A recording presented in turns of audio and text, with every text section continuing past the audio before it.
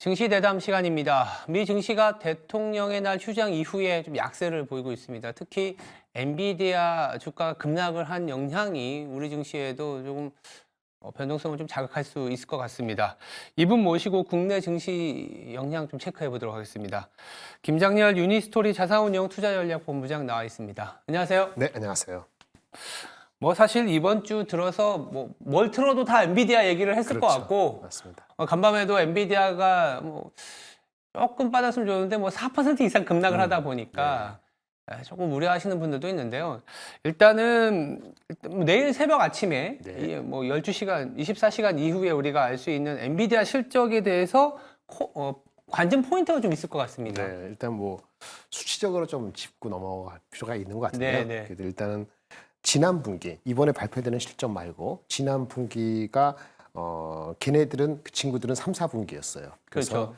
8월, 9월, 10월 달 실적이 나왔을 때가 그게 181억 불이라는 매출이 나왔었거든요. 네. 마진은 한 64%였고요.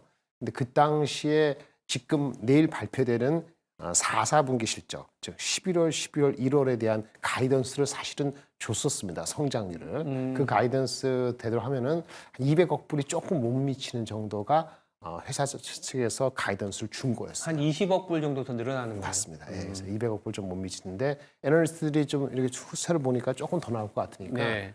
현재 발표될 예정인 11월, 12월, 1월에 대한 실적에 대한 기대치 컨센서스는 204억 불 가까이 됩니다. 그래서 204억 불이 못 나오면은 아주 큰 실망이고 아하. 그러면 오늘 빠진 거에다 플러스 더 빠질 것이 거의 명명백백합니다. 204억 불은 좀 204억 불의 매출은 미니멈 넘어야 된다. 그렇죠. 예. 그렇게 이제는 되어 있고 당연히 204억 불 정도 되면 전 분기 대비 마진이 빠질 이유가 없으니까 마진 OPM 64% 하면 한 130억 불 이렇게 나오고요. 그거를 반영해서 EPS는 4.56달러 이렇게 지금 잡혀 있습니다. 네.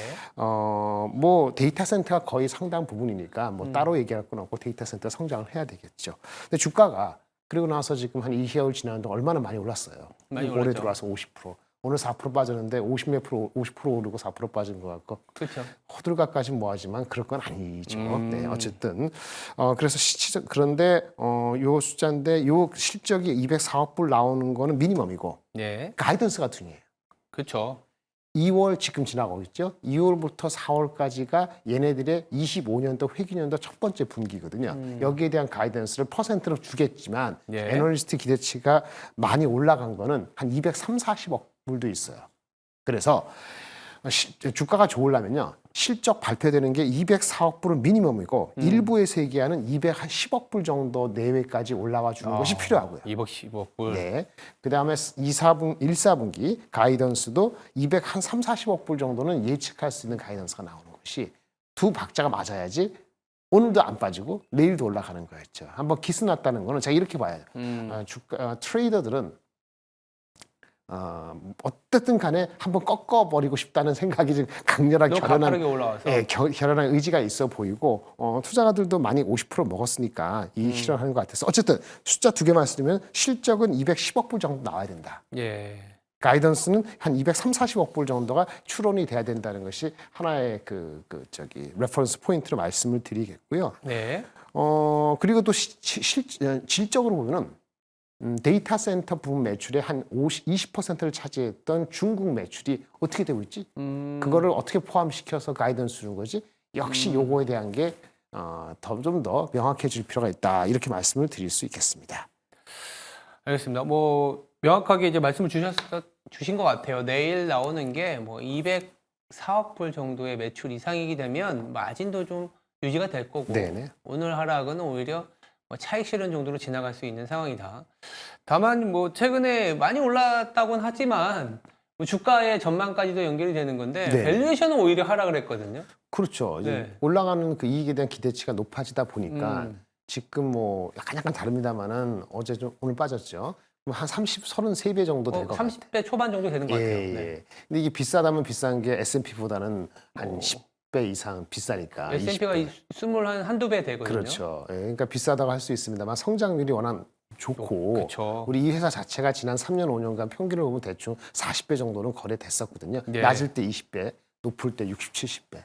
그래서 그거 비중으로 하면은 아까 말씀드린 것처럼 가이던스 실적의 그로스가 240불이 아니고 뭐 평평하다 이런 게 아닌 이상은 PER 30배 초반이라는 것이 비싸다고 단언하는 건 조금 무리가 있는 거죠. 네, 그렇게 보시면 될 것 같고 실제 애널리스트 목표 주가가 최근에 한 1, 2주 정도에 그 전에 한 5, 600억 불 있다가 500불, 600불 있다가 올렸죠. 어쩔 수 없죠. 800불까지 나왔던 것 같고. 네, 800불 전 초중반인데 우리가 아는 증권사들은 대부분 그렇게 올렸고요. 네. 잘 모르실 수 있는데 지난주 금요일에는 네. 루프 캐피탈이라는 저도 잘 모르는 회사지만은 그래도 이 역사는 있더라고요. 여기 증권회사가 무려 1,200불을 아, 지금보다 더블.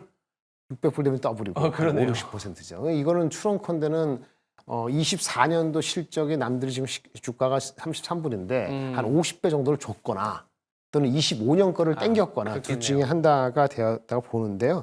일단 평균적으로는 한 700불 정도 되니까 지금 주가에서 와치하자 이런 심리가 오늘 아침에 특별한 뉴스가 없었기 때문에 투영된 거라고 볼 수 있겠고요. 근데 어쨌든 내일이 중요합니다. 내일 모멘텀을 잘 못 받으면은 다음 모멘텀은 또 한 달 기다려야 될 것 같아요. 왜냐면 한 달 뒤에 예.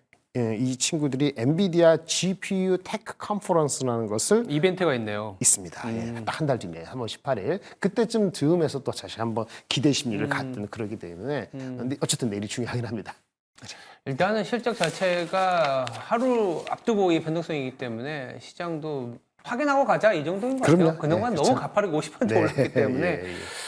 4%의 조정은 좀 확인해보고 가자라는 정도. 성장성의 의구심보다는 확인 심리 정도였다라고 보시면 될 것 같고요. 이 성장에 대한 의구심이 없다라는 게 어떤 측면에서 나타나냐면 이 엔비디아가 하고 있는 소위 말하는 일거리에 네네. 여러 사람들이 이제 달려들고 있다라는 거죠. 그렇죠, 그게 이제 성장성을 입증하는 거지 않습니까? 우리가 알고 있는 알트먼이나 뭐 소프트뱅크 맞습니다. 회장까지 이제 AI 반도체 생산 네트워크 구축에 네네. 너도나도 뛰어들고 있는데 이게 또 엔비디아의 위협이라고도 할 수 있지만 한편으로는 테슬라가 혼자 갔으면 전기차가 이렇게까지 확산이 안 됐을 거라는 생각이 들면 엔비디아도 또 기회라고도 볼 수 있고요. 네. 이런 부분에 대해서는 또 어떻게 해석하세요? 지금 앵커님 잘 지적해 주신 것처럼 네. 시장이 근본적으로 혁신이 되고 완전히 그 패러다임 쉬프트가 되는 것에서는 물론 처음에 단연 두각을 나타내는 리더가 있지만은 그렇죠. 곧바로는 다른 뭉태기 그룹이 따라와야 되거든요. 그렇죠. 자연스러운 거라 보여지고요. 엔비디아 독주 혼자 먹지 마라고 경계감을 표현하는 건 맞지만 실제 소매에서는 야 그만큼 시장이 엄청나게 클 수밖에 없다는 믿음, 신뢰, 믿음이 더 강화되지 않았나 싶고요. 그래서 뭐 수치적으로는 오픈AI의 샘 알트만이 주창한 거나 그 실제 오픈AI가 뭐 했습니까? 구글을 비슷하게 마이크로소프트 빙 기반에서 그 검색 엔진을 개발하고 있다고 네, 나와서 이제 구글이 좀 빠진 거 아니겠어요? 네. 이런 것도 그렇고 그다음에 뭐 소라라고 해가지고 생성형 그거 AI인데 놀랍던데요. 맞아요. 영상이잖아요. 네. 단순히 그렇게 나오니까 이거 뭐야? 이거 아도비 같은 주식은 영상이 아니고 편집 네. 그러 하다 보니까 영향을 받아갖고 주가가 7, 8% 빠지고 맞아요. 일시적으로 주고받고 싸움을 하겠습니다만 궁극적으로 그 시장 자체가 엄청난 잠재력이 너무나 크다는 것을 우리보다 더 잘 안다고 하는 그 친구들의 내러티브니까 그거를 무시할 수 없죠. 그래서 현실적으로는 경계감보다는 생성형 AI 시장의 확장이다라고 보여지고요. 네. 혹시라도 우리가 아는 일반적인 우리 지금 AI가 어떤 특별한 스페셜 어떤 그 기능의 AI가 아니고 네. 우리 전 인류와 인간의 모양을 비슷한 AGI 그렇죠? Artificial General 인텔리전스 일반 그 인공지능의 시대가 생각보다는 보통 10년, 20년이 아니고 생각보다는 빨리 올 수 있는 기반이 뭔가 그 마일스톤이 일어나고 있는 것인가? 이거 우리 사실 모른단 말이에요. 그렇죠. 오픈AI가 그런 걸 리드하고 싶은 것인지 발견한 것인지 이런 것들도 계속 와치를 해야 될 포인트라고 보여지고요. 예. 그런 측면은 중기적으로 이런 그 AI 시대가 뭐 밸류에이션 때문에 그 암이 뭐 PER 120배 갔다가 90배로 내려가고 슈퍼컴퓨터가 올라갔다 내려가고 이런 거 말고 조금 숲을 보면은 여전히 살아있는 게 아니고 이제 시작이다라고 볼 수도 있는 거죠. 네, 이렇게 말씀을 드릴 수 있겠고요. 우리 입장에서는 수혜를 받아야 되는 거니까 온 디바이스로 해서 개인적인 엣지 디바이스로 빨리 가기를 바라는 거고 그렇게 되고 AGI가 되면은 어쨌든 메모리라든지 생산에 대한 필요성을 느끼니까요. 그런 거를 좀 기대를 하는 그런 흐름은 연결이 된다고 말씀을 드려야 될 것 같습니다. 네.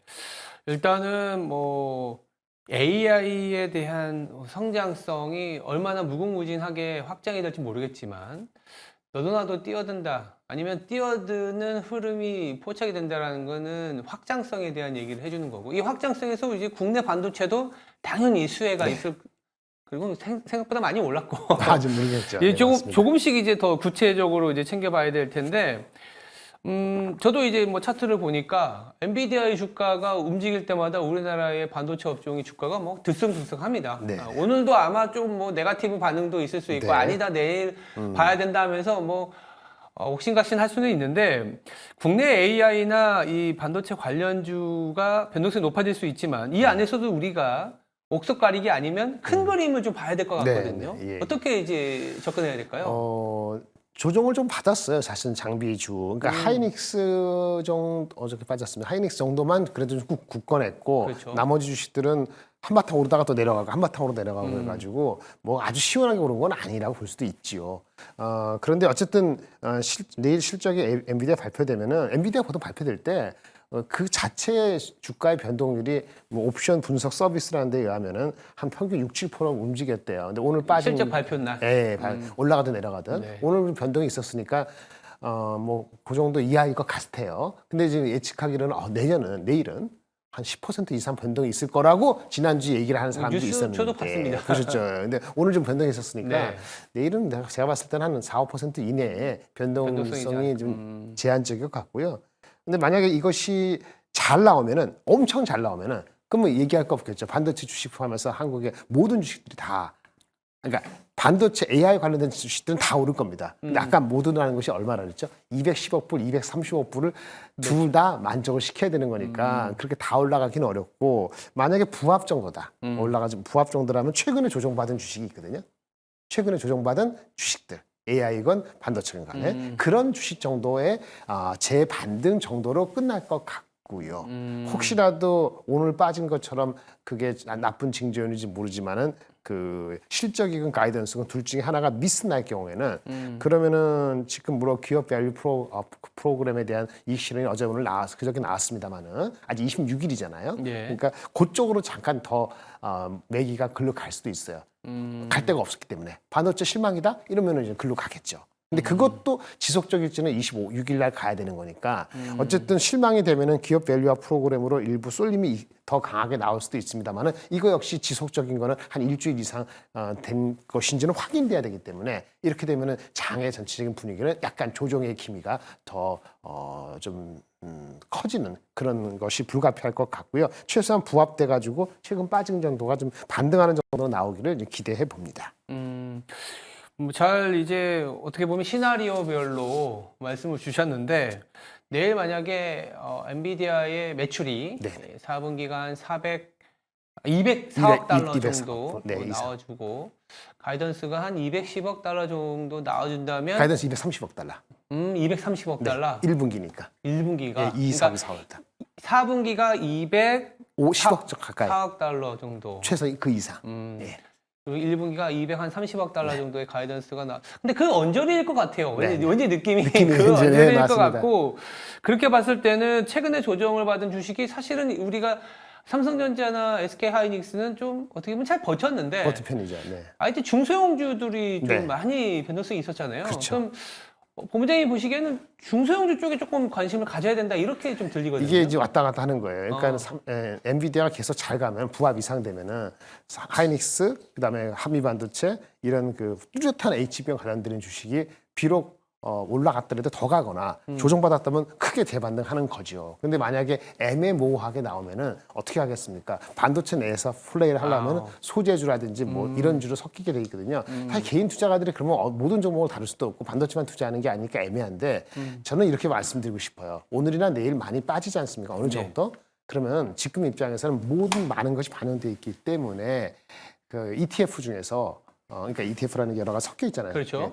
그 구성 종목을 보고 네. ETF를 하시는 것이 개별 종목 하는 것보다 더 안전적일 수 있다는 생각이 이쯤에서 듭니다. 왜? 많은 기대치가 한 85% 잡아있기 때문에 어느 특정 잡았다가 마이너스 10% 나거나 마이너스 5% 나면 그 순간에 힘들거든요. 그래서 뭐 사더라도 하이닉스는 들어있을 겁니다. ETF에. 네. 하지만 밑에 아까 말씀하신 여러 종목, 소재주냐, HBM이냐, 아니면 다른 장비냐는 것은 어떻게 뭐가 튈지 모르기 때문에 좀 덜 먹고 덜 가더라도 안정적으로 방향에 들어있는 그런 ETF로 하는 것이 반도체에서 낫고요. 기업 밸류화 프로그램은 좀 이따 말씀을 드리려고 했던 건데 저는 한 2개월 올리면요 어느 정도 조정이 있습니다. 일본도 작년 재작년에 한 15% 올랐다가 한 달 정도 쉬었다가 다시 갔거든요. 근데 문제는 15% 올라갔다 조정받을 때요. 여기 방송에서 그 나쁜 용어 아니까 쓸 수 있을 것 같아요. 쭉 정리가 가려지는 게 되거든요. 그러니까 실질적인 없는 거. 수혜주와 네네. 뭐 그냥 덩달아서 올라갔던 그렇죠. 종목이 차별화가 된다. 네, 그 이렇게 조정 보시면 받을 되는 때가 거죠. 나타나요. 네. 그 조정 받을 때가 지금일 수도 있고 26일 이후에 있을 수 있는데 방향성은 저는 살아 있다고 보는 것이 네. 제가 뭐 저기 정치적인 말을 드리는 거 아니고 어쨌든 추진하는 거 정부잖아요. 정부의 의지가 뭐 여러 쪽에서 최근에 여러 가지 강한데 이것도 못지않게 강하고 그리고 설사 정부의 여당의 힘이 총선 전후로 뭐 약해진다고 해서 우려가 있다 하더라도 말이죠. 그 정권까지는 아니더라도 어쨌든 정부의 주체가 바뀔 수 있는 가능성이 있다 하더라도 전략적 차이가 이 프로그램에 대해서 이거 용도 폐기 마침 뭐 바이든이 전기차 하고 있는데 트럼프가 튀어나와서 다 없애 이런 그런 게 아니기 때문에 쭉정이 가려질 때 오히려 올라가는 걸 해야 되는데 어느 게 쭉정이냐 일본도 PER이 너무 낮았는데 덩달아 올라간 주식은 조정받을 때 가장 많이 조정받았어요. 그러니까 결국은 리더가 된 거는 좀 조정받더라도 결국은 다시 올라가서 작년에 10% 올라갔다가 15% 조정받다가 결국은 내내 올랐거든요. 그래서 한국이 물론 강도가 뭐 이제 상속세법이라든지 또는 대만도 이렇게 하고 나온다 그러니까 상대적으로 강도가 약하면 분명히 실망이 있을 수 있습니다만은 올해 내내 큰 흐름상으로 유지될 수 있는 거기 때문에 반도체하고 마찬가지로 한 축으로 가져가서 이 두 축을 50%가 50% 이상이 기여가 있는데 이거를 빼고 얘기한다는 거는 장을 포기한다는 거라고 말씀을 드릴 수 있기 때문에 그렇게까지 비관적으로 볼 건 없다라고 좀 저는 개인적으로 보고 있고요. 하나 말씀을 드린다면 올라간 거를 토해낼 때 이렇게 정책으로 올라갈 때는요. 올라간 거에 30% 이상 토해내지 않으면은 추세는 살아있다는 게 저 개인적인 경험인데요. 올라온 곳이 뭐 30, 40% 올라갔다. 개별 주식으로요. 뭐 10% 이상 빠지지 않으면은 추세적으로 살아있다라고 보시고 리더 중심으로 다시 한번 생각해보는 그런 전략을 갖고 계시면 어떨까라고 생각이 듭니다. 지금 뭐고 이제 그 기업 밸류 프로그램 저 PBR 얘기를 주셨는데 많은 분들이 걱정하는 게 그런 거예요. 다음 주 월요일에 예정이 돼 있지 않습니까? 네네네네. 26일에 나왔을 때 세론이라든지 그리고 외국인들이 주도해서 많이 이제 샀지 않습니까? 1월 18일 이후에 거의 뭐 하루 이틀 빼고는 뭐 5천억 규모로 많이 샀죠. 예. 계속 사들였습니다. 근데 이게 이것도 26일 이후에 외국인들이 좀 쭉 나가면서 저 PBR뿐만이 아니라 우리나라 전체적으로 보면 지금 경기가 좋은 건 아니니까. 그렇죠, 그렇죠. 소외되었던 것들이 조금 뭐 키 맞추기라든지 급등을 하다 보니까 올라온 건 맞는데 26일 발표 이후엔 뭐 별거 없나면서 쭉 빠져나갈 가능성에 대한 고민들이 있으시거든요. 네, 사실 그 고민들이 최근에 한두 번 발현이 되지 않았나 싶고요. 어제 좀 나왔던 것 같아요. 네, 맞습니다. 그래서 이제 오늘 내일 아까 엔비디아 계속 말씀드렸는데 그런 거 빠지고 만약에 부합하거나 그 이하여서 빠지지 않습니까? 동시에 보셔야 될 게 그때 기업 밸류 쪽은 어떻게 움직이는가 보실 필요가 있어요. 엔비디아가 실망을 했을 때 그렇죠. 물량이 이렇게 가는가. 근데 그것도 이렇게 빠져서 이쪽에 A-가 B 플러스 연결되는 것이 잘 연결이 안 되면은 그러면 경계감이 크다고 볼 수 있기 때문에 그러면 장은 단기적으로 아까 말씀드린 그 조정을 좀 보셔야 된다. 이렇게 말씀드리겠습니다. 그럼 마지막으로 참 이거 어려운데 이 엔비디아의 실적 발표에 따르는 반사로 또 기업 밸류 프로그램도 말씀을 주셨는데요. 포트폴리오 전략을 네네. 그러면 어떻게 갖고 가야 될까요? 그거 참 어려운데 아까 반도체도 아까 ETF가 낮다. 어느 쪽 반도체 내에서도 애매하다 그랬잖아요. 그러니까 기업 밸류하고 이거랑 만약에 믹스할 수 있는 그런 ETF가 있다면 저는 그거 사고 싶어요. 그러게 그 나올 만도 한데. 그래서 반도체 뭐 30%, 기업 밸류한 뭐 30%, 뭐 현금 20% 남겨놓고 나머지 이렇게 이런 식의 어쩔 수 없는 제가 그 가장 싫어하는 게 바벨 전략이긴 한데 지금은 바벨 전략으로 가야 된다. 네, 다들 다 기대가 들어있는 상태이기 그렇죠. 때문에 장을 많이 안 좋게 보면은 두 개 합해서 50%만 갖고 있는 거고요. 현금 50%죠. 장 안 좋게 보면 그렇지 않으면 두 개 합해서 60, 70% 갖다 놓고 스위치 이렇게 해야 되지 않을까라고 생각합니다. 알겠습니다. 일단은 엔비디아 실적 발표 내일 기준점을 마련해 줬습니다. 4분기 204억 달러 나온지부터 챙겨봐야 될 것 같습니다. 네, 지금까지 김장렬 유니스토리 자산운용 투자전략 본부장이었습니다. 감사합니다. 네, 감사합니다.